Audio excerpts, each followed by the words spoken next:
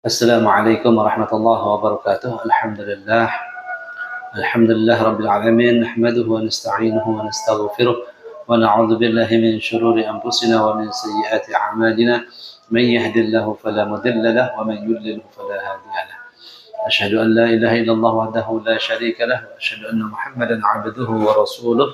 Allahumma shalli wa sallim wa barik wa karrim wa majid ala habibina wa syafi'ina wa zuhrina wa mustafa maulana Muhammadin sallallahu alaihi wasallam wa ala alihi wa ashabihi wa tabi'ina lahum bi ihsanin ila yaumiddin, amma ba'd. Hadirin para pemirsa rahimakumullah, alhamdulillah kita bisa melanjutkan pada kesempatan kali ini pembahasan kita dari beberapa hari kemarin yang terkait tentang sesuatu yang membatalkan puasa kita. Adapun puasa yang membatalkan yang selanjutnya adalah yaitu yang keenam dari perkara yang bisa membatalkan puasa kita. Qala al-musannif rahimahullahu ta'ala wa nafa'ana bi'ulumihi wa bi'ulumi masyayikhina fi dharain amin. Al-muftiru as-sadis, yang membatalkan puasa kita yang keenam adalah wusulu ainin min manfazin maftuhin ilal jawfi, yaitu masuknya sebuah zat benda min manfazil maftuh, dari saluran yang terbuka, ilal jawfi, kepada kerongkongan atau lambung kita. Qauluhu wusulu ainin, perkataan musannif dari ucapan wusulu ainin, masuknya sebuah zat, kharaja bihi al-hawa, keluar dari maksudnya zat itu adalah al-hawa, yaitu angin. Fala yadur wusulu hawain ilal jawfi, maka tidak mengapa jika yang masuk itu adalah angin masuk ke kerongkongan atau ke lambung kita, karena angin itu tidak dinamakan dengan zat atau ain. Maka jika seorang yang berpuasa masuk angin kembung perutnya, maka tidak membatalkan puasa. Wa kadzalika mujarradu ta'mi war rih biduni 'ainin fala yufattiru ma wasala minhuma ila al-jawfi. Begitu juga jika ada ta'am, rasa atau masakan atau makanan yang bercampur dengan angin, bau, biduni ainin, tetapi tanpa ada zat, bau lauk pauk yang dibawa oleh angin masuk ke kerongkongan kita karena ada angin yang membawa bau tersebut, tapi tidak ada zat yang mengikutinya, fala yufattiru, maka tidak membatalkan puasa kita, ma wasala minhum ila jawf, apa yang masuk dari kedua tersebut menuju kepada lambung kita. Nah, jadi yang membatalkan itu adalah jika bentuknya zat, ma wasala wusulu ainin min manfazin maftuh, masuknya sebuah zat dari saluran yang terbuka. Mana saja saluran yang terbuka itu, termasuk mulut, kemudian hidung, kemudian telinga, kemudian dubur atau tempat berak, dan kubul atau tempat berhubungan suami istri atau kemaluan kita. Jika zat masuk dari lubang-lubang tersebut, maka membatalkan puasa kita, yang dimana lubang tersebut bisa tersalurkan kepada lambung kita. Qauluhu manfazin maftuhin, perkataan musannif tentang saluran yang terbuka, kharaja bihi, keluar dari hal tersebut, idza wasalat al-ainu ila al-jawfi, jika masuk sebuah zat ila al-jawfi, kepada kerongkongan yang menyambung ke lambung, memang fazin ghair maftuhin, dari sebuah saluran tetapi tidak terbuka, kadduhni wa nahwihi, seperti minyak atau yang lainnya, seperti hembody dan sebagainya. Bitasyarrubil matham, masuknya yaitu melalui pori-pori, tersalurkan dari pori-pori, maka itu tidak membatalkan puasa. Wa kullul manafidhi maftuhatun fi mazhab al-Imam Syafi'i illa al-'ain. Semua itu, setiap saluran yang terbuka menurut pendapat Imam Syafi'i kecuali mata, itu tidak dinamakan dengan manfazil maftuh, lubang yang terbuka. Jadi semuanya, Imam Syafi'i mengecualikan kedua mata kita, jika masuk air tidak membatalkan puasa. Selain daripada telinga, mata, hidung, mulut, kedua yang di bawah artinya kemaluan dan tempat berak, itu dinamakan manfazil maftuh, lubang yang terbuka. Kecuali menurut Imam Syafi'i adalah mata. Wa kadzalika al-uzun 'inda al-Imam al-Ghazali. Begitu juga menurut Imam Ghazali, telinga ini adalah termasuk lubang yang terbuka menuju kepada lambung kita. Waqad asbata at-tibbul hadis. Nah, menurut para dokter yang saat ini, artinya zaman ini, anna lil 'aini manfazan maftuhan, bahwasanya di mata ini memiliki lubang yang terbuka. Maftuhan lil jaufi, yang tersalurkan kepada jauf, artinya kerongkongan maupun langsung ke lambung. Menurut dokter-dokter yang sekarang. Wa anna laisa lil udhuni manfazan maftuhan. Menurut para dokter itu, telinga ini tidak memiliki saluran yang menyambung kepada lambung kita. Ini hasil penelitian para dokter zaman ini, saat ini. Qauluhu ilal jawfi, perkataan musannif yang menuju kepada jauf, kerongkongan atau lambung, wa huwa ma yuhilul ghiza wad dawa, sesuatu yang bisa sampai pemrosesan makanan atau obat-obatan, itu namanya jauf. Kal ma'idah, seperti lambung kita, perut kita. Au ma yuhilu ad-dawa, atau sesuatu yang bisa sampai pemrosesan obat-obatan. Faqat saja, kadimaghi, seperti otak, itu namanya jauf. Masail fi wusulil ain ilal jauf, ada beberapa masalah ketika zat itu masuk kepada jauf atau lambung kita. Yang pertama hukmul ibrah, yang kedua hukmul nukhamah, yang ketiga hukmul ibtila'il riq, yang keempat hukmu dukhulil ma' asna'il ghusli. Ada beberapa masalah ketika zat atau benda masuk kepada jauf kita. Ingat, yang dimaksud dengan jauf tadi adalah sesuatu yang bisa memproses kepada lambung kita atau otak kita. Pertama adalah hukmul ibrah, hukum suntikan. Wahwa ma hukum suntikan adalah tajuzu lid darurah, boleh karena darurah. Walakin ikhtalafu fi ibtaliha lis-shaumi ala salasati aqwal, akan tetapi ada khilaf para ulama yang berbeda-beda pendapatnya tentang membatalkan puasa. Suntikan ini bisa membatalkan puasa ataukah tidak? Ala salasati aqwal, itu ada 3 qaul pendapat. Fa fi qaulin, pendapat qaul yang pertama adalah innaha tubtilu mutlaqan, sesungguhnya suntikan itu membatalkan secara mutlak. Jadi dia bisa membatalkan puasa seseorang secara mutlak, langsung, tanpa terkecuali. Li'anha wasalat ilal jaufi, karena suntikan itu masuk kepada jauf, lambung atau kepada kepala. Itu maksudnya. Wa fi qaulin, dan pendapat yang kedua adalah innaha la tubtilu mutlaqan, Pendapat para ulama sebagian juga mengatakan dia tidak membatalkan puasa secara mutlak dengan kita bersuntik.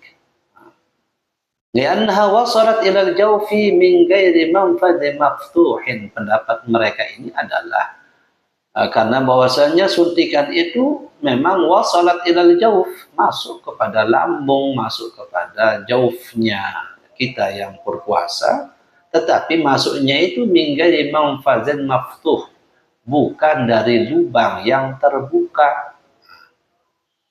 Ini pendapatnya. Jadi pendapat pertama tadi mengatakan mutlak langsung batal karena dia nyambung kepada lambung kita. Yang pendapat kedua tidak membatalkan puasa karena dia walaupun masuk ke lambung tetapi tidak melalui lubang yang terbuka. Wa qaulin fihi tafsil. Pendapat yang ketiga ada tafsil terperinci, bahwa al-asah, dia yang paling asah. Idza kanat al-mughazziyatan fatubtilu shaum. Apabila suntikan itu mengandung kepada mughazziyah, sesuatu yang mengenyangkan, fatubtilu shaum, maka langsung membatalkan puasa. Karena dia masuk kepada lambung dan dia bisa mengenyangkan. Mana contohnya? Seperti infus. Mengenyangkan, maka tabtulus shaum. Tubtilus shaum, membatalkan puasa. Wa idza kanat ghairu mughazziyah, apabila zat yang dimasukkan suntikan itu tidak mengenyangkan, pananzur, maka kita lihat. Idza kana fi uruqil mujawwafah, apabila benda tersebut disuntikkan pada urat yang mujawwafah, yang terbuka, yang mengenyangkan, yang masuk kepada jawf, mujawwafah, yang masuk kepada lambung, urat yang menuju kepada lambung, wahyal auridah, yaitu adalah pembuluh darah seperti impus, fatubtilu, maka membatalkan puasa. Karena misalnya impus ini ketika masuk dari urat kita, itu bisa mengenyangkan yang menuju kepada lambung kita. Maka secara langsung dia batal puasanya. Walaupun yang masuk itu tidak mengenyangkan. Yang terpentingnya adalah masuk melalui urat yang nyambung kepada lambung. Walaupun yang masuk itu tidak mengenyangkan, artinya misalnya obat dan sebagainya, maka fatubtilu, batal puasa seorang itu. Wa idza kana fil 'adli, apabila suntikan itu bukan pada urat yang menuju lambung seperti otot kita, suntik kepada otot, wa hiya al-uruq ghairu mujawwafah, yaitu adalah urat yang tidak menuju ke lambung, pada tubtilu, maka tidak membatalkan puasa seseorang. Jadi itulah secara terperinci. Jadi hukum ibrah atau hukum suntikan. Hadirin rahimakumullah, lanjut kepada pembahasan yang kedua, masalah yang kedua. Jadi masalah pertama adalah hukum suntikan. Masalah kedua adalah hukum nukhamah, hukum dahak. Fiha tafsil, maka ada beberapa tafsil. Idza wasalat hadd az-zahir fabtala'aha batala shaum. Apabila dahak ini wasalat hadd az-zahir, sampai dahak ini kepada hadd az-zahir, fabtala'aha, kemudian dia menelannya, batala shaum, maka batal puasanya. Yang kedua, idza wasalat haddal batini fabtala'aha fala yabtulu shaum. Apabila dahak itu sampai kepada haddul batin, maka fabtala'aha, kemudian menelannya, fala yabtulu shaum, maka tidak batal puasanya. Permasalahannya adalah haddul zahir dan haddul batin itu mana? Yang dimaksud dengan hadduz zahir adalah makhraju harfil kha, yaitu tempat keluarnya huruf kha. Nah, ini dinamakan dengan hadduz zahir. Nah, jika dahak itu sampai tempatnya huruf kha ini, maka kemudian dia menelannya, batal shaum, batal puasanya. Wa haddul batin yang dinamakan dengan haddul batin, ketentuan haddul batil itu adalah makhraju harfil ha, tempat keluarnya huruf ha, ha, ha, ha. Jika idza wasalat haddul batil fabatala'aha fala yabtulu shaum. Kalau dahak itu masih di sini sampai sini dahak ini, kemudian menelannya, maka tidak membatalkan puasa. Waqtulifa fi makhraj harfil ha, yang bermasalahannya jadi khilaf adalah jika dahak ini sampai ke makhraj, tempat keluarnya huruf ha, ha, ha. Fa'indan Nawawi, menurut Imam Nawawi, jika dahak ini berada pada tempat makhrajul ha min haddiz zahir, maka dia itu bagian daripada haddiz zahir. Menurut Imam Nawawi, haddiz zahir, sehingga ketika kita menelan dahak ini yang berada di posisi ha, kemudian ditelan, batal shaum, batal puasanya. Fatubtilu shaum idza ibtala'aha ba'da wusuliha ilaihi. Sedangkan menurut Imam Ar-Rafi'i, Imam Nawawi tadi ha itu hadduz zahir. Sedangkan menurut Imam Rafi'i min haddil batin, ha itu bagian daripada ketentuan haddul batin. Fala yubtilu ibtila'uha, maka tidak membatalkan jika menelannya. Itu menurut Imam Rafi'i. Karena menurut Imam Rafi'i huruf ha itu seperti haddul batin, sedangkan menurut Imam Nawawi ha itu menurut hadduz zahir. Wallahu a'lam. Yang ketiga adalah hukmu ibtila'ir riq, hukum menelan air liur. Air liur kita ditelan. La yufattiru limasyaqqatil ihtiraz minhu. Air liur ini jika ditelan itu tidak membatalkan puasa. La yufattir, tidak membatalkan puasa, limasyaqqatil ihtiraz minhu, karena sulitnya menghindari hal tersebut. Bisalah satu syurut, dengan catatan 3 persyaratan. Ayakuna khalisan, harus air liur itu adalah khalis. Yang dimaksud dengan khalis adalah safian, bersih, tidak tercampur. La mukhtalitan bi ghairihi, tidak ada campuran lainnya. Tidak ada campuran dari zat lain. Contohnya misalnya zat lain, ya seperti misalnya ada gula atau permen, ada rasa, itu bercampur. Kalau ibtala'a ar-riq al-mukhtalitah binahwi sibghin atau bighairihi batala shaum. Jika seseorang yang berpuasa ini ibtala'a, menelan air liur al-mukhtalit, yang bercampur, binahwi sibghin, dengan contoh campurannya itu dengan suatu warna yang berwarna, atau bighairi, atau yang lainnya seperti tadi bercampur dengan tepung, atau bercampur dengan warna, atau bercampur dengan permen. Sebelum seseorang ini sholat subuh, dia makan permen, kemudian rasanya masih, warnanya masih, kemudian masuk waktu subuh, kemudian dia berpuasa. Maka sekarang yang dilihat adalah air liurnya. Jika bercampur, kemudian dia menelannya, batal shaum, batal puasanya seseorang tersebut. Yang kedua, syaratnya adalah yakuna tahiran la mutanajjisan. Harus air liur itu suci, tidak terkandung barang najis, tidak tercampuri dengan barang najis.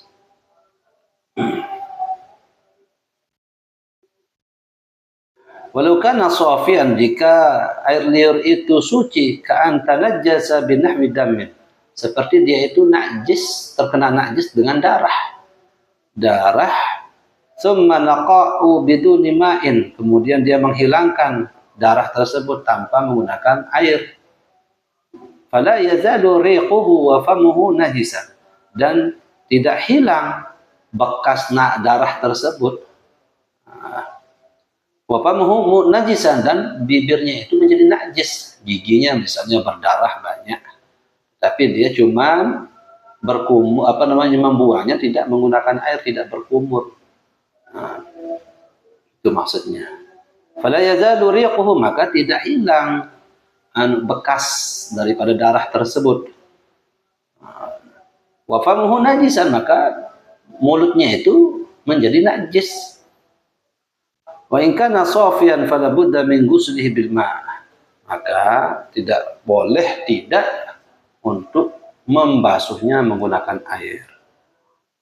Sehingga yang ditelan itu tidak terkandung najis. Jika terdapat najis seperti darah, kemudian air liur ini bercampur dengan darah kita, darah gigi atau misalnya darah dari lidah kita, kemungkinan digigit, kemudian kita telan, maka batal puasa kita. Yang ketiga adalah ayakuna min ma'dinihi, harus air liur itu bersumber dari sumbernya. Fal-lisanu wal famu kulluhu ma'dinun. Sedangkan lisan, lidah kita maupun mulut kita ini adalah sumber dari pada air liur. Walau ibtala'a ar-riqa alladhi wasala ila humrah syafatihi batala shaumuh. Nah, maka jika seseorang ini ibtala'a, menelan ar-riq, bekas atau menelan air liur alladzi wasala ila humrah, yang masuk kepada humrah syafatihi, merahnya kedua bibir kita ini, ada merah-merahnya. Ada air liur yang sampai kepada mulut kita yang ada merahnya ini, air liur ini sampai sini, kemudian ibtala'a, menelannya, maka batala shaumuh, batal puasanya. Jadi jika air liur itu sampai kepada mulut kita, kemudian ditelan kembali, maka itu membatalkan puasa kita. Yang keempat adalah hukum dukhulil ma'i asna'il ghusli, hukum masuknya air asna'il ghusli, pertengahan mandi, ila jaufihi, kepada lambungnya, biduni ta'ammudin, tanpa kesengajaan, lis-shaimi, bagi orang yang berpuasa. Fihi tafsil, hukumnya ada terperinci. Pertama, idza kana al-ghuslu ma'muran bihi. Pertama, orang ini jika dia mandi, tetapi mandi itu ma'muran, diperintahkan untuk mandi, masru'an, disyariatkan, fardan, baik itu mandinya mandi fardu, kagusli janabah, seperti orang mandi junub, au sunnatan, atau mandi sunnah, kaguslil jum'ah, seperti orang yang sedang mandi sholat Jumat. Fala yabtulus shaumu, maka tidak membatalkan puasanya. Itu masuk air di pertengahan ketika mandi, ketelan masuk air, atau dari bawah, atau dari telinga, atau dari mata, atau dari hidung masuk air ketika mandi, pertengahan mandi. Jika mandi tersebut mandi yang disyariatkan, baik secara fardu maupun secara sunnah, maka fala yubtilus shaum, tidak membatalkan puasa. Idza igtasala bis-sabbi, jika seseorang yang mandi itu mandinya menggunakan menyiram. Jadi dia menyiram, tidak berendam. Wayabtulu idza qatasala bil inggimas, tetapi dia akan menjadi batal jika mandinya itu dengan berendam, di kali, mandi di kali tapi berendam, atau di kolam renang. Maka kemudian masuk air, baik dari kerongkongan, baik dari mulut, dari hidung, atau dari kemaluan, atau dari duburnya atau kuburnya, masuk air, maka membatalkan puasa. Membatalkan puasa jika mandinya itu dengan berendam. Tetapi kalau mandinya dia itu menggunakan gayung, yang tidak bermakna berendam, maka tidak membatalkan puasanya. Yang kedua, idza kana al-ghuslu ghairu ma'murin bihi. Yang tadi itu mandinya itu mandi yang disyariatkan, baik itu wajib maupun sunnah. Yang kedua ini adalah mandinya tidak disyariatkan, tidak karena mandi junub, tidak karena mandi salat Jumat. Ghairu masyru' ka ghusli tabarrudin aw tanzib, seperti orang yang mandi karena ingin mendinginkan badannya. Cuaca panas, hawa badannya keringetan, mandi tidak mandi, dia mandi karena ingin mendinginkan badannya. Atau tanzib, atau karena dia ingin membersihkan badannya karena keringatkah atau karena oli, seperti orang-orang yang bekerja di sawah maupun bengkel dan yang lain. Nah, kemudian dia mandi untuk membersihkan diri. Nah, sedangkan ketika mandi itu kemasukan air di pertengahan mandinya, faya betul saum, maka secara langsung batal puasanya. Idza sabaqahul ma'u wa illam yata'ammad. Jika kemasukan air walaupun tidak sengaja. Nah, masuk air dengan cara tidak sengaja. Sawa'un aghtasala bis-sabbi aw bil inggimas. Baik dia itu mandi dengan menggunakan gayung atau dengan berendam. Baik mandi menggunakan menyiram atau dengan berendam, langsung membatalkan. Karena kenapa? Mandinya itu mandi yang tidak disyariatkan. Kedua, kemasukan air di pertengahan mandi walaupun dengan tidak sengaja. Artinya tidak sengaja adalah tidak ada unsur keinginan untuk memasukkan air dari lubang-lubang badan kita yang tadi adalah seperti hidung, mulut, mata, maupun telinga, ataupun dubur kita, ataupun kubur kita. Jika masuk air dan mandi itu tidak disyariatkan, baik dengan cara mandinya itu menyiram ataupun dengan berendam, maka jika masuk membatalkan puasa seseorang. Masalah yang kelima adalah hukumu idza sabaqahul ma'u min ghairi ikhtiyarihi fil madmadah. Hukum jika kemasukan air tanpa ada keinginan memasukkan air tersebut fil madmadah di ketika seseorang itu berkumur-kumur. Wa misluha fil istinsyaq, yang serupa dengannya itu ketika memasukkan air ke dalam hidung ketika berwudu. Fihi tafsil, ada tafsir secara terperinci. Idza kana al-madmadah ma'muran biha, jika kumur-kumur itu disyariatkan fil wudu'i, seperti orang berkumur-kumur ketika wudu, atau istinsyaq ketika wudu, awil ghusli, atau ketika mandi. Nah, jadi dia berkumur-kumur berwudu dulu sebelum mandi, atau dia berkumur-kumur sambil mandi.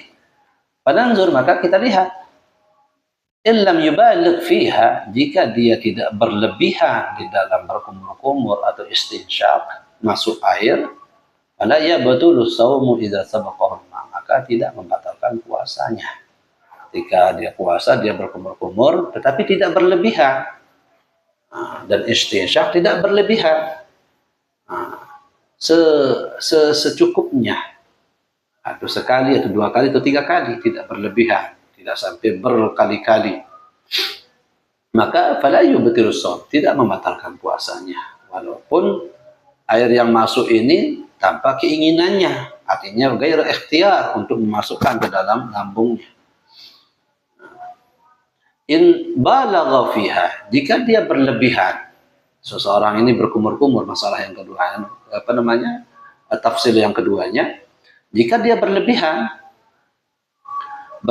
di dalam madmadah, berkumur-kumur, faya betul shaumu idza sabaqahu al-ma' li'anna al-mubalaghah makruha min as-sha'im, maka membatalkan puasa jika kemasukan air, li'anna al-mubalaghah, disebabkan karena berlebihan, lebih dari 3 kali kumur-kumurnya, lebih istinsyaqnya dari 3 kali, berlebihan. Dan karena disunahkan kita 3 kali. Maka ketika berlebihan dari 3 kali, itu membatalkan puasanya. Ini jika madmadahnya makmuran, disyariatkan, kumur-kumurnya maupun istinsyaqnya disyariatkan ketika berwudu maupun ketika mandi. Yang kedua adalah wa idza kanat al-madmadah ghairu ma'muran biha. Jika berkumur-kumur itu tidak disyariatkan, tidak ketika mandi, tidak ketika berwudu dan tidak ketika mandi. Bi an kanat rabi'atan aw laysat fil wudu'i aw al-ghusli. Nah, yang tidak disyariatkan itu adalah rabi'ah, kumur-kumur yang keempat ketika berwudu contohnya. Itu tidak disyariatkan. Aw laysat fil wudu, atau dia berkumur-kumur bukan ketika wudu, setelah dia kerja ternyata ada tanah yang masuk di giginya di sawah. Ketika kerja di sawah ada tanah atau kotoran masuk ke bibirnya, kemudian dia berkumur-kumur. Sedangkan kumur-kumur ini tidak disyariatkan, artinya tidak dalam keadaan wudu, tidak dalam keadaan mandi.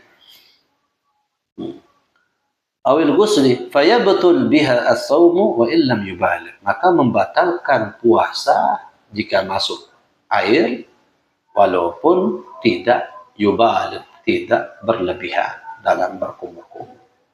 Nah, ketika masuk zat, masuk air, maka membatalkan puasanya.